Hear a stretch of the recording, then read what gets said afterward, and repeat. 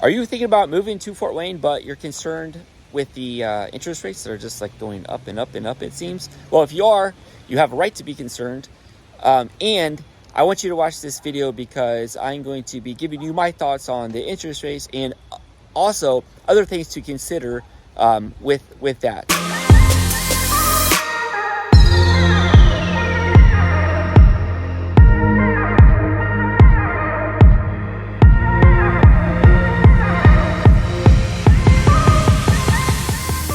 Hey everybody, I'm in Foster Park today. It's an absolutely beautiful day. It's like 53 degrees out in the middle of October.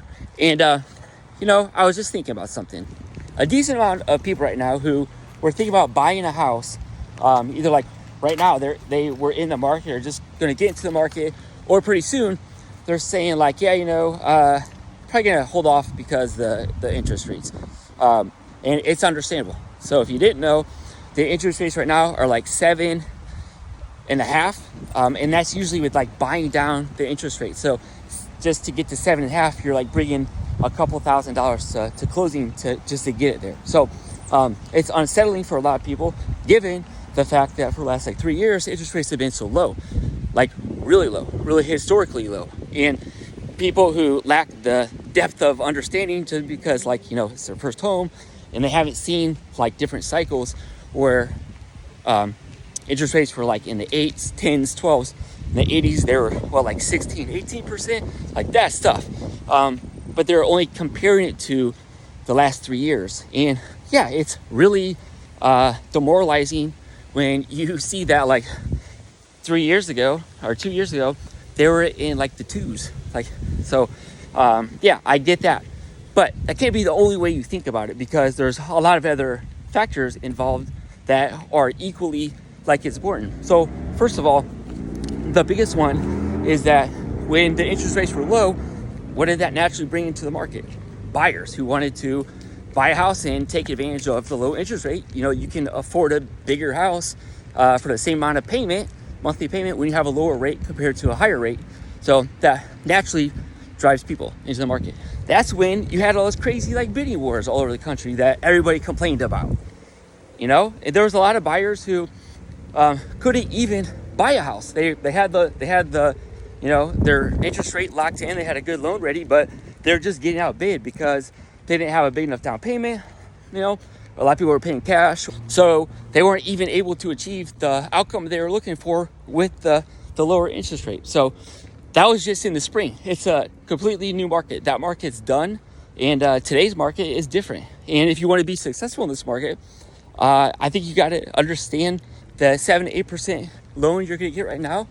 The loan doesn't last forever. You know, you can always refinance. The interest rates will go down, and during that time, while you're waiting for the interest rates to go down, you're taking advantage of some pretty good appreciation that's going on, and that will probably continue to go on due to the shortage of inventory that's in our market. So, just this year, for the first 10 months this year, we've appreciated like 10 or 12%, and that's definitely going to taper down. Like, we probably need to get back into like the 3s and the 4s, which is like a healthy market, but it's gonna be a while. And until that time, you know, you're going to be able to gain equity, gain wealth through your home. And the biggest thing for you would be we have more inventory, more houses to choose from. So while it's still like it still is a seller's market, it's like a very strong seller's market. If you compare it to like the last like 5 decades, we're in like a really, really strong seller's market. So just keep that in mind when I say this, but there's a lot more houses to choose from. And not only that is that, you know, you got more choices, but you don't have to act as like urgently. Like, you have a little bit of time. Sometimes you can even do what's called a second showing, which means like you look at it the next day and it's still on the market. Those types of things are like starting to come back a little bit. So I would actually argue that in like most cases, that would be equal to, you know, having more choices, being able to get like a little bit maybe better like offer in, or just less offers to compete with, because sometimes you're just paying more upfront to make your offer. You know, you're going $30,000 over, no matter what, you guys, we're paying for it. So So I wanted to I don't know, impart that on anybody who didn't look at that perspective. Okay.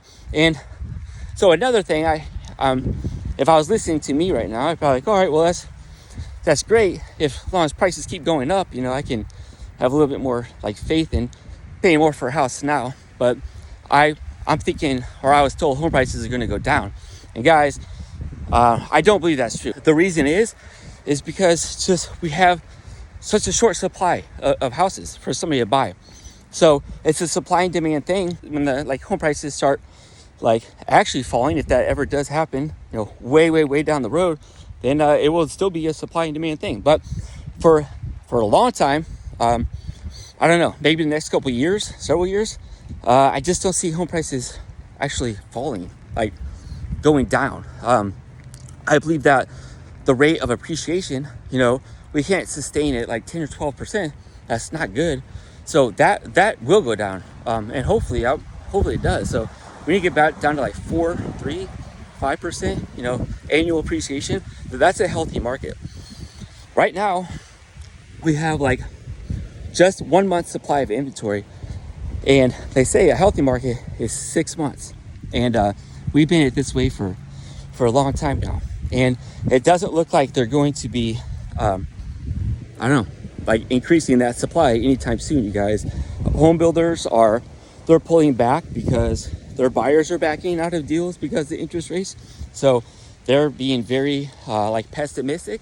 So they're the people who they provide the supply of housing. So we're not getting any help there.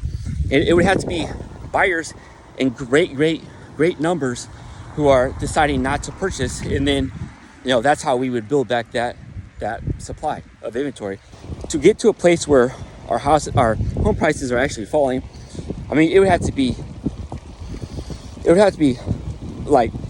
months and months and months and months and months of sustained pressure on demand. The demand would just have to stop for it in order for that to happen. And man, that would be something else to get there. So we got to go from 1 month supply to 6 months just to get to where it would be balanced. And then once we get past 6 months supply of inventory, that would be typically where you would see home prices falling. But in 2008 through 2012, home prices were falling because of the foreclosures. So you would have neighborhoods where there'd be 3 or 4 just a regular traditional sale, somebody trying to maximize their sale price so they can move, versus houses just mixed in the same neighborhood, all different neighborhoods, all different price levels and all that.